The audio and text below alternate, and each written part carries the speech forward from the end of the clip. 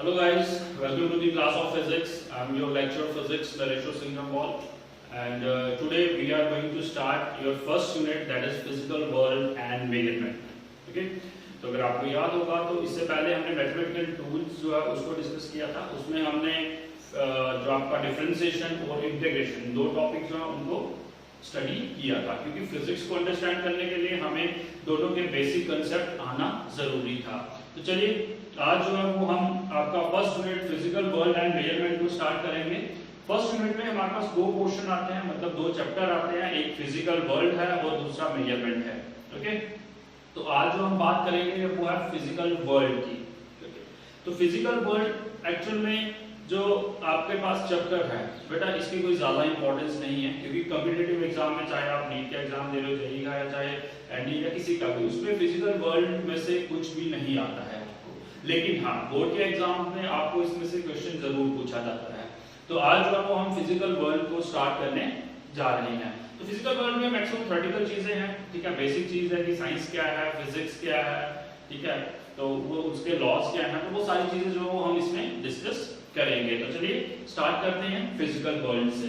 तो आज जो हम फिजिकल वर्ल्ड के बारे में बात करेंगे। तो फिजिकल वर्ल्ड में सबसे पहली चीज जो पूछी जाती है वो है व्हाट इज साइंस। आप सभी बच्चे जो है वो 6th क्लास से जो साइंस को पढ़ते आ रहे हो और आपको पता होना चाहिए कि साइंस क्या होती है। तो क्या किसी को पता है what is science? How you can define the science? पहला क्वेश्चन इसमें राइज होता है व्हाट इज साइंस। ओके, तो बहुत सारे बच्चों को पता भी होगा, कुछ को नहीं भी पता होगा।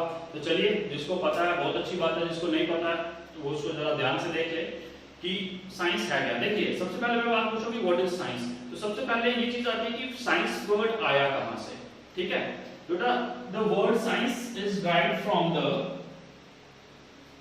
वर्ड साइंस इज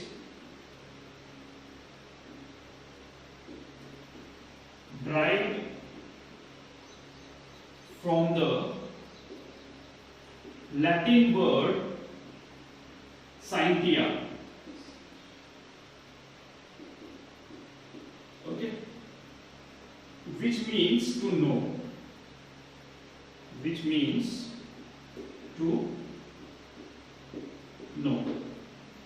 देखिए, सिंपल सी बात है। व्हाट इज साइंस को पढ़ने से पहले मैं आपको बता दूं कि साइंस वर्ड जो है वो लैटिन वर्ड साइंटिया से डिराइव किया गया है। ओके, और इसका मतलब है टू नो, इसी के बारे में जानना, ठीक है। तो अब कि हम साइंस को डिफाइन कैसे करेंगे, ठीक है। सो साइंस क्या है? Science is a knowledge. अगर इसको हम डिफाइन करेंगे तो कैसे करेंगे? Science is a knowledge gained through experiments,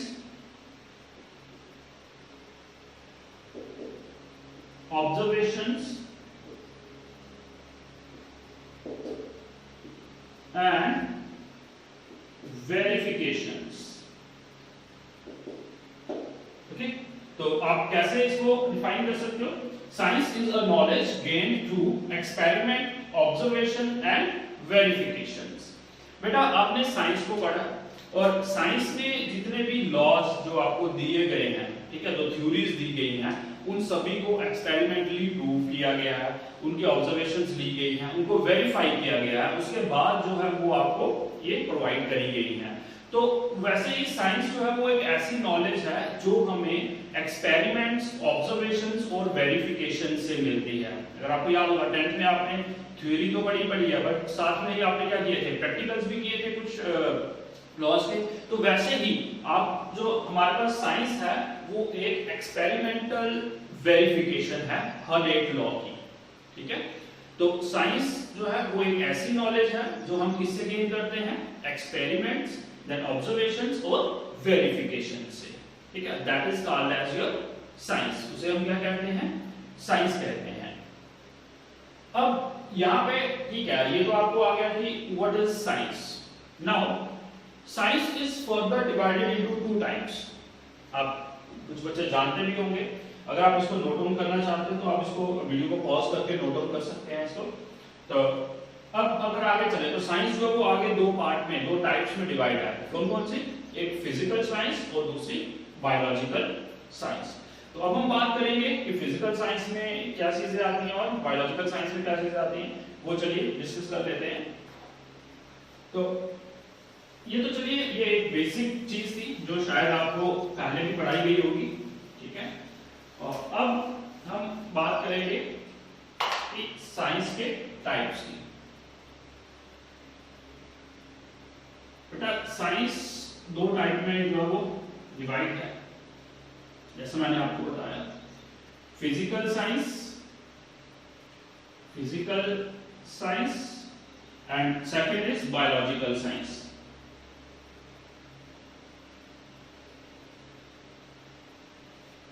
okay, physical science and biological science. बेटा फिजिकल साइंस में हम सिर्फ और सिर्फ नॉन लिविंग थिंग्स के बारे में स्टडी करते हैं।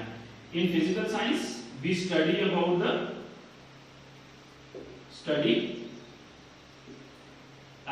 द नॉन लिविंग थिंग्स, ठीक है। ये एक ऐसी साइंस है जिसमें हम नॉन लिविंग थिंग्स के बारे में ही स्टडी करते हैं। और इसमें कौन कौन से हमारे सब्जेक्ट्स आ जाते हैं, जैसे लाइक का आपके पास आ जाएगा physics, okay, chemistry, geology, geography, ठीक है, ऐसे एस्ट्रोनॉमी, एस्ट्रोलॉजी। तो कोई भी एक ऐसा सब्जेक्ट जिसमें आप नॉन लिविंग, सिर्फ और सिर्फ नॉन लिविंग थिंग्स के बारे में स्टडी करते हैं, वो सब्जेक्ट किसमें इंक्लूड होगा, वो आपका फिजिकल साइंस में इंक्लूड होगा। हालांकि वो भी साइंस ही है, किसमें इंक्लूड होगी वो, फिजिकल साइंस में। और ऑब्वियस है अगर फिजिकल साइंस में हम नॉन लिविंग थिंग्स के बारे में स्टडी करते हैं तो बायोलॉजिकल साइंस में किसके बारे में स्टडी करते होंगे, यस, लिविंग थिंग्स के बारे में। In biological science we study about living things, ठीक है। लाइक कौन कौन से सब्जेक्ट इसमें आएंगे, जैसे बॉटनी आ गई आपकी, ठीक है, जूलॉजी आ गई, वो ले लो आपके पास एंथ्रोपोलॉजी, एक्सेट्रा।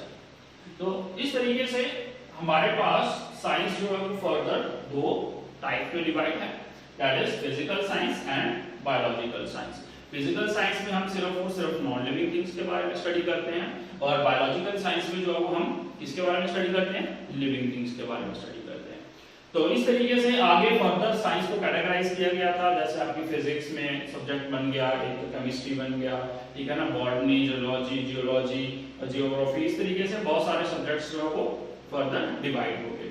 तो यहाँ से अब हम अपना सब्जेक्ट जो मेन चीज है वो है फिजिक्स, उसको स्टडी करेंगे, ठीक है। केमिस्ट्री का जो आपके लेक्चर होंगे वो केमिस्ट्री के बारे में बताएंगे, या जो भी आपके अलग अलग सब्जेक्ट्स के अलग अलग लेक्चर्स हो वो आपको बताएंगे। तो हम बात करेंगे किसकी, अब फिजिक्स की। ये तो बेसिक कंसेप्ट आ गया था साइंस का। अब यहाँ से जो है साइंस के इस पोर्शन से जो है वो हमें फिजिक्स मिला, और फिजिक्स को अब हम यहाँ से जो है वो आगे फर्दर स्टडी करेंगे। तो फिजिक्स में भी हम देखेंगे कि फिजिक्स वर्ड कहाँ से ड्राइव हुआ है, व्हाट इज फिजिक्स। तो पहले बेसिक जो है वही पढ़ेंगे, किसी भी चीज को स्टार्ट करने से पहले उसका बेसिक कंसेप्ट, जो उसकी जो ओरिजिन है उसको हमें पढ़ना जरूरी है। तो चलिए अब हम स्टार्ट करेंगे इससे, what is physics. So what is physics, जैसे आपको पूछा गया था कि व्हाट इज साइंस, तो अब हम बात करेंगे व्हाट इज फिजिक्स। ओके, तो गाइस सबसे पहले क्वेश्चन राइज होता है, what is physics, what is physics. Okay, so सबसे पहले फिजिक्स वर्ड कहां से ड्राइव हुआ है, कहां से हुआ है? The word physics is derived from the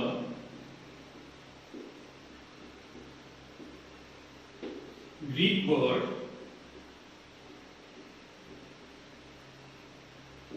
physis. Okay, Greek word physis से जो है वो derive हुआ है, which means इसका मतलब क्या होता है? Which means nature. जिसका मतलब क्या होता है? नेचर. और अगर हम नेचर की बात करें तो as you know nature includes the whole universe. ठीक है, तो अगर आप लिखना चाहो nature includes the whole universe. Okay, तो ये था ओरिजिन, मतलब किस वर्ड से? ग्रीक वर्ड से जो है वो फिजिक्स वर्ड ड्राइव हुआ है, which means nature, जिसका वर्ड फिजिक्स से जो ड्राइव हुआ है और जिसका मीनिंग क्या है? Nature. So in physics we study about the whole universe. ठीक है, द फिनोमेना, फिजिकल फिनोमेना जो है, जितना भी हमारे पास लॉज हैं, उनके फिजिकल फिनोमेनॉन्स हैं, उन सभी के बारे में जो वो हम फिजिक्स में डिटेल में स्टडी करते हैं. Now how you can define the physics? Physics को कैसे डिफाइन करोगे? सो physics is a branch of science. Science मैंने आपको साइंस के बारे में बताया ना, साइंस से ही आगे फिजिक्स जो है वो ड्राइव हुआ है, आगे केमिस्ट्री वगैरह सारे सब्जेक्ट्स वहीं से ड्राइव हुए हैं. तो हम लिखेंगे it is a branch of science. इसको डिफाइन करना है, it is a branch of science in which we study about the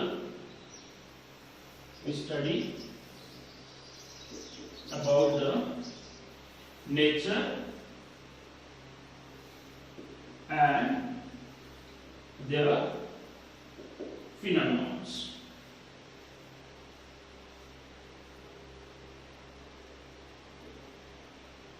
okay, जैसे आपके पास किस तरीके से सनसेट कैसे होता है, सनराइज कैसे होता है, सीजनल चेंजेस जो वो कैसे होते हैं, टेम्परेचर राइज कैसे होता है. ठीक है, किस सीजन में टेम्परेचर राइज क्यों होता है, किसी सीजन में टेम्परेचर जो वो डाउन क्यों होता है. तो इसी तरीके से जो है बहुत सारी एनर्जीज के हैं, डिफरेंट टाइप्स ऑफ एनर्जीज हैं. ठीक है, तो इस जितनी भी चीजों की स्टडी है वो हमें फिजिक्स में करने को मिलती है. ठीक है, तो फिजिक्स में ऑलमोस्ट हम पूरे यूनिवर्स के बारे में, उसके फिजिकल फिनोमेनॉन के बारे में जो है वो स्टडी करते हैं. तो देखा जाए तो फिजिक्स एक बहुत ही ज्यादा वास्ट सब्जेक्ट है. ठीक है, तो इसी तरीके से हम फिजिक्स को अगर अदर वर्ड्स में लिखें तो it is also the physics is also defined as the measurement of different physical quantities. ठीक है, ये हमारे पास क्या होती है, अलग अलग फिजिकल क्वांटिटीज की क्या होती है, मेजरमेंट्स भी होती है.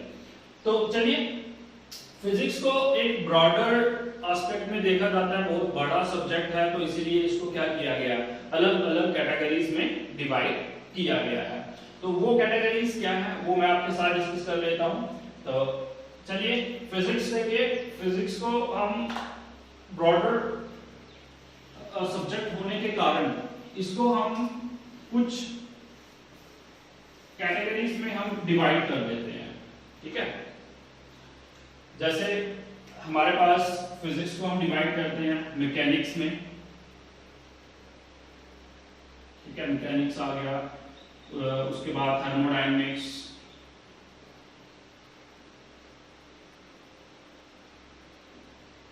देन इलेक्ट्रोमैग्नेटिज्म,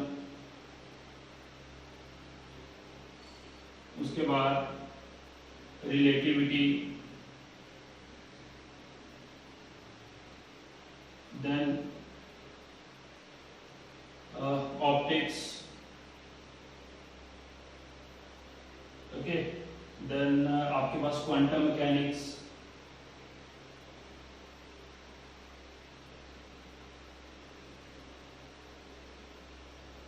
और बहुत सारी कैटेगरीज हैं, जैसे पार्टिकल फिजिक्स है. ठीक है, उसके बारे में जो वो डिस्कशन हम करते हैं, तो वो अलग अलग कैटेगरीज में डिवाइड किया गया। तो जैसे हमारे पास मैकेनिक्स है, तो मैकेनिक्स में हम उन ऑब्जेक्ट्स के मोशन के बारे में पढ़ते हैं जो स्लो स्पीड से मूव करते हैं, ठीक है। इसमें हम उन ऑब्जेक्ट्स के बारे में स्टडी करते हैं, study about the macroscopic objects moving with low speed। तो मैकेनिक्स में हम उन माइक्रोस्कोपिक ऑब्जेक्ट्स की स्पीड के बारे में डिस्कस करते हैं जो लो स्पीड से मूव करते हैं, ओके। तो वैसे ही हमारे पास थर्मोडायनेमिक्स आ जाता है। तो थर्मोडायनेमिक्स में जो है वो हम बात करते हैं हीट, ठीक है, हीट के रिलेटेड, उसके बाद टेम्परेचर हो गया, ठीक है, उसके बाद particles, gas molecules, motion of gas molecules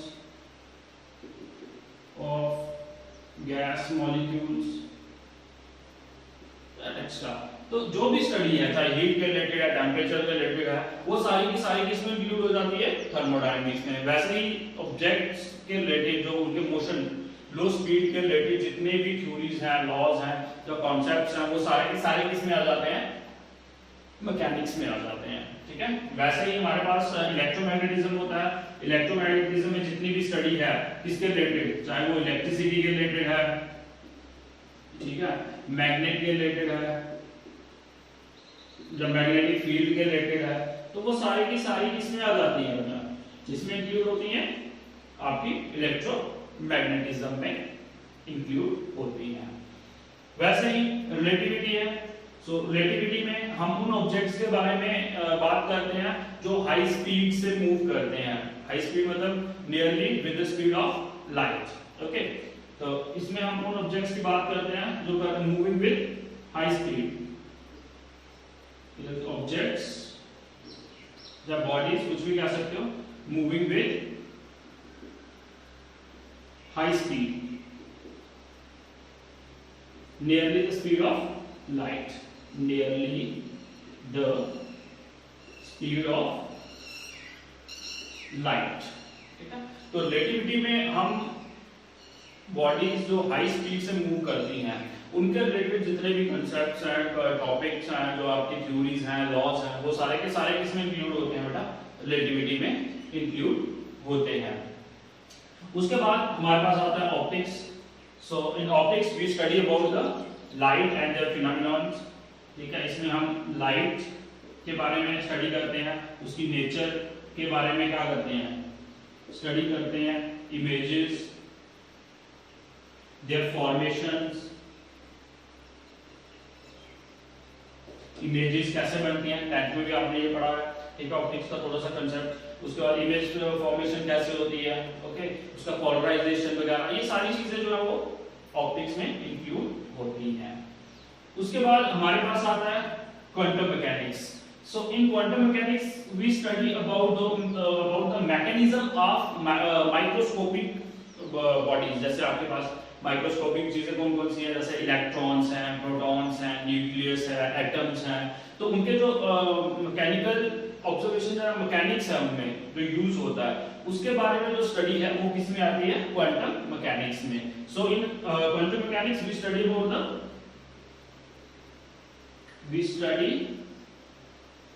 about the mechanics in microscopic objects,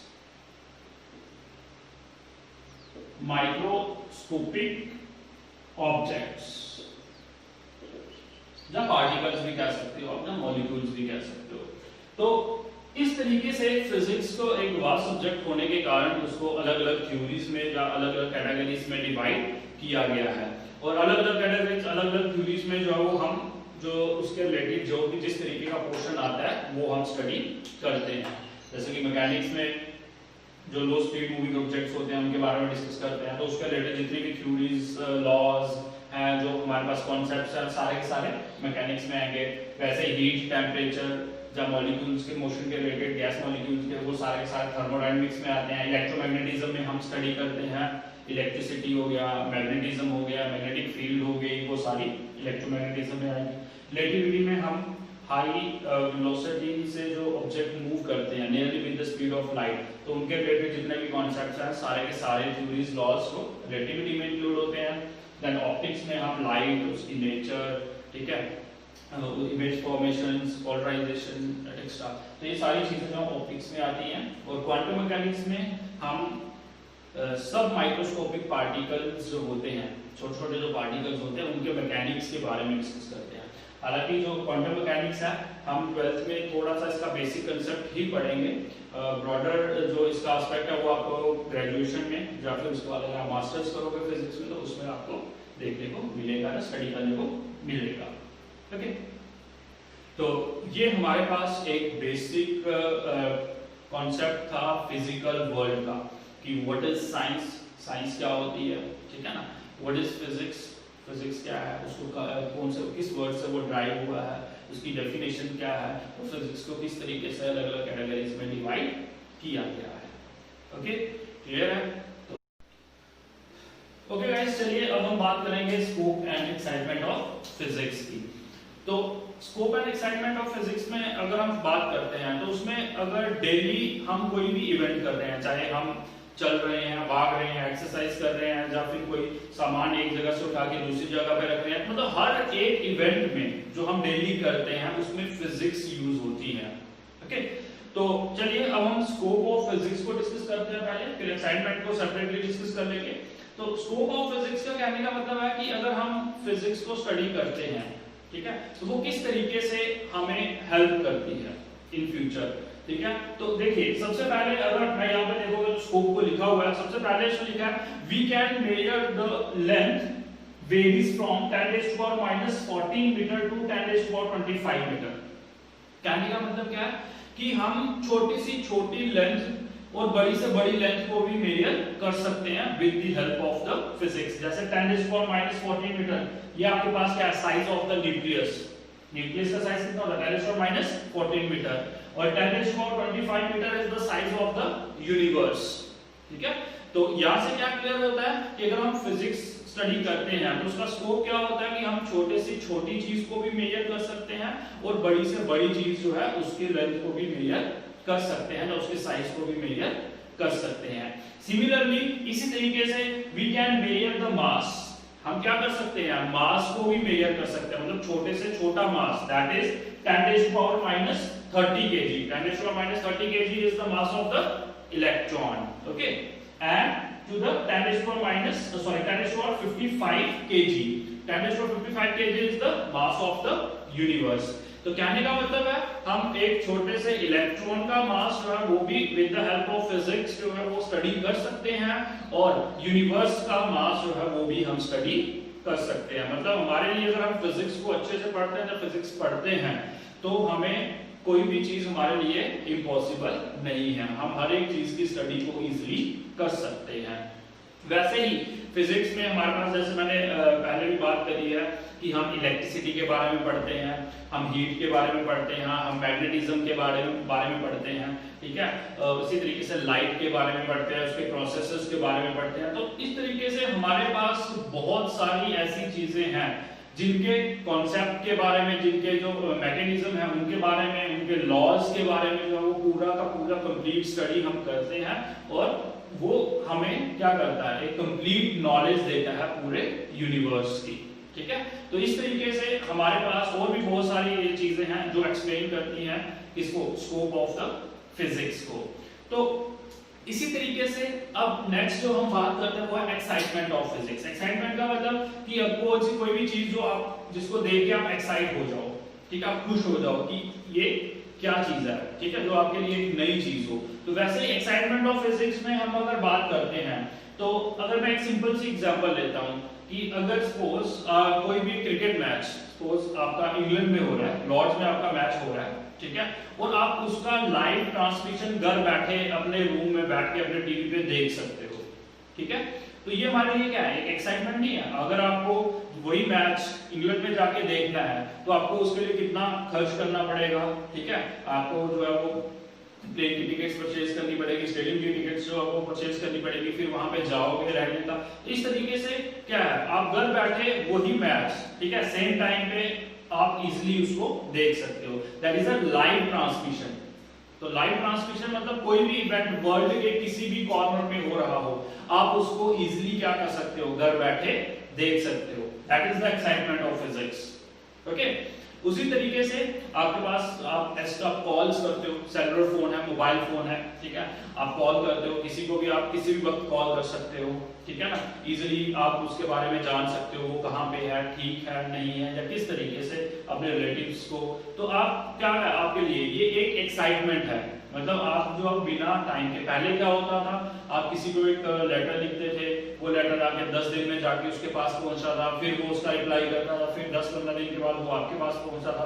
तो मतलब एक पर्सन की हेल्थ के बारे में जानना या उसके बारे में जानने में आपको महीने लग जाते थे, लेकिन आजकल क्या है, मिनट्स में, सेकेंड्स में जो है वो आप सभी के बारे में जान सकते हो, ठीक है। वैसे ही हमारे पास और भी टेक्नोलॉजीज है, जैसे फैक्स सिस्टम है, ठीक है, इंटरनेट है, आपके पास फैक्स सिस्टम है। कोई भी अगर आपको आपका कोई डेटा है जो आपने क्या करना, प्रिंट भेजना है कहीं पे, तो आप क्या कर सकते हो, फैक्स के थ्रू उसको भेज सकते हो, जाके मेल्स के, जीमेल के थ्रू जो वो आप उसको भेज सकते हो।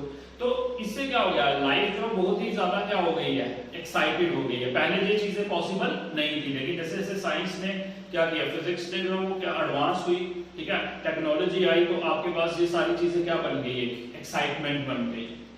ओके, तो एक्साइटमेंट और भी बोल सकते हैं। Technology advance in health services, health service जो है हमारी, मेडिकल सर्विस जो है, उसको टेक्नोलॉजी ने या फिजिक्स ने क्या कर लिया, बहुत ही ज्यादा एडवांस बना दिया।